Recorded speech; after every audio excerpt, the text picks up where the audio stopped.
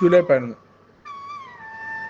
ഇന്നത്തെ daily reflection ഒരു വഴിത്തിരിവ് എന്ന തലക്കെട്ടോടുകൂടി 7ാമത്തെ പടിയുടെ ലിറ്ററേച്ചറാണ്. എളിമയെക്കുറിച്ചാണ്.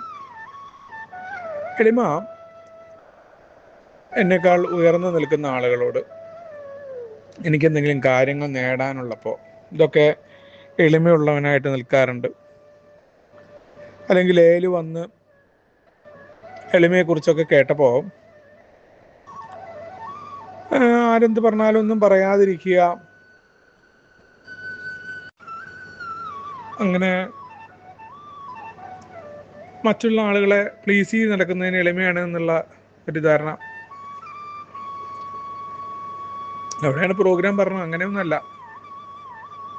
അത് ഉയർന്നവരും താഴ്ന്നവരും ഇല്ലാതെ എല്ലാ സ്ഥലത്തും പ്രാവർത്തികമാകേണ്ടതാണ്.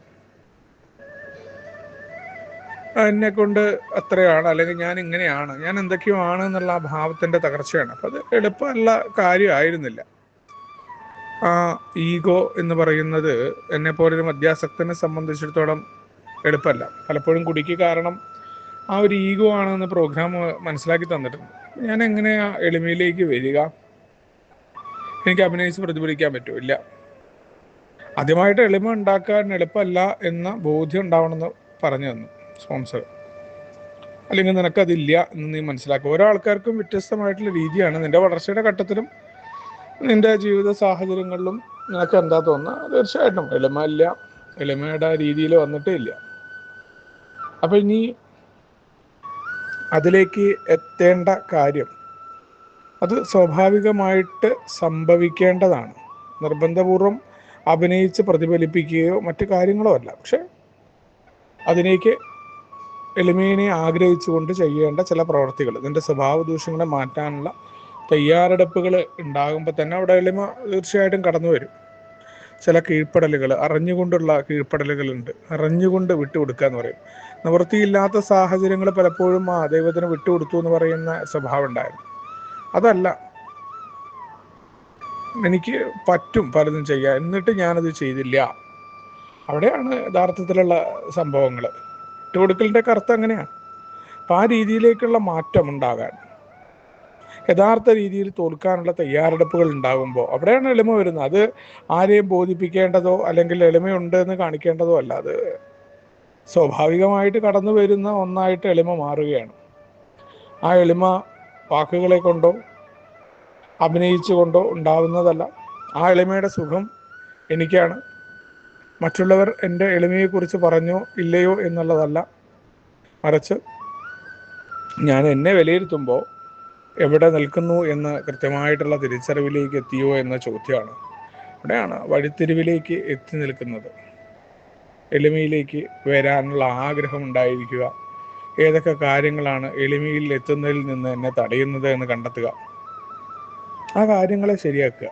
കുടിക്കാതിരിക്കുന്ന സമയത്തും എനിക്ക് കുറേ കുഴപ്പങ്ങളുണ്ട്. ഞാൻ വിചാരിച്ച പോലെ ആളുകൾ പെരുമാറുന്നില്ല. ആളുകളെ എൻ്റെ രീതിയിലാക്കാനുള്ള ശ്രമം, ഇതൊക്കെയാണ് സത്യത്തിൽ സംഭവിച്ചു പോകുന്ന ഒന്ന്. അപ്പോൾ എന്താ ഉണ്ടാവുക? ആളുകൾ നമ്മൾ വിചാരിച്ച രീതി പെരുമാറില്ല, നമുക്ക് ദുഃഖം വരും. പലപ്പോഴും മദ്യപിക്കാനുള്ള കാരണവും നമുക്ക് ആ വികാരങ്ങളെ കൈകാര്യം ചെയ്യാൻ പറ്റാത്തതുകൊണ്ടാണ്. അമിതമായിട്ട് ദേഷ്യം, സങ്കടം, എല്ലാ വികാരങ്ങളും അങ്ങനെയാണ്. ആഗ്രഹിച്ച രീതിയിൽ കാര്യങ്ങൾ നടന്നു കഴിഞ്ഞാൽ കുഴപ്പമില്ല. പക്ഷെ അല്ലാതെ സംഭവിക്കുമ്പോൾ അത് സ്വീകരിക്കാനായിട്ട് പറ്റുന്നില്ല. വിഷാദമുണ്ട്, മറ്റു കുഴപ്പങ്ങളുണ്ട്. ഇവിടെ പ്രോഗ്രാം പറയുകയാണ്, ജീവിതത്തെ പുതിയ രീതിയിലേക്ക്, കാഴ്ചപ്പാടിലേക്ക് കൊണ്ടുപോകാനായിട്ട് എളിമയെ മുറുകെ പിടിക്കാൻ ആഗ്രഹമുണ്ടെങ്കിൽ ഇതിൻ്റെ സ്വഭാവത്തിൻ്റെ ദൂഷ്യങ്ങളെ മാറ്റാൻ അതിനുള്ള തയ്യാറെടുപ്പ് വരിക എന്നാണ്. അപ്പോഴാണ് ഒരു വഴിത്തിരിവിൽ എത്തി നിൽക്കുക. എളിമയിലേക്കൊക്കെ പതുക്കെ കടന്നു വരുമ്പോൾ, അല്ലെങ്കിൽ എളിമയില്ല, എളിമയിലേക്ക് വരേണ്ടതുണ്ട് എന്നുള്ള ബോധ്യം ഉണ്ടാകുമ്പോൾ പതുക്കെ പതുക്കെ അതിനു വേണ്ടിയിട്ടുള്ള പ്രവർത്തികളിലൂടെ കടന്നു പോകാനൊക്കെ ആൽക്കഹോളിക്സ് അനോണിമസിൻ്റെ പ്രോഗ്രാമിലൂടെ മറ്റാളുകളുടെ സഹായത്തോടു കൂടിയാണ്. ഒറ്റയ്ക്ക് സാധ്യമല്ല എന്നുള്ളത് തന്നെയാണ്. ആ രീതിയിലേക്ക് നമുക്ക് മുന്നോട്ട് പോകാനും യഥാർത്ഥത്തിലുള്ള, അല്ലെങ്കിൽ നമുക്കുണ്ടാവേണ്ട ഗുണമാണ്. ഞാനത് അഭിനയിച്ച് പ്രതിഫലിക്കുകയോ ഒന്നുമല്ല. മറ്റുള്ളവരുടെ മുന്നിൽ മറ്റുള്ളവർ എന്നെക്കുറിച്ച് എന്ത് പറഞ്ഞു എന്നോ ഒന്നുമല്ല. അധികാരമൊന്നും അഭിനയിച്ചിട്ട് ആർക്കും നിൽക്കാൻ പറ്റില്ല. പ്രോഗ്രാം വളരെ കൃത്യമായിട്ട് അതെന്നെ ഓർമ്മപ്പെടുത്തുന്നുണ്ട്. അപ്പോൾ ആ രീതിയിലേക്ക് നിൽക്കേണ്ടതുണ്ട് എവിടെയാണ് എൻ്റെ വഴിത്തിരിവ് എന്നുള്ള കൃത്യമായ ഓർമ്മപ്പെടുത്തലുമായിട്ടാണ് ഇന്നത്തെ ഡെയിലി റിഫ്രഷൻ കടന്ന് നമുക്ക് ഒരുമിച്ചുകൊണ്ട് ഈ പറയുന്ന തത്വങ്ങളുടെ മുന്നോട്ട് പോകാം. ശുഭദിനം, സുപ്രഭാതം.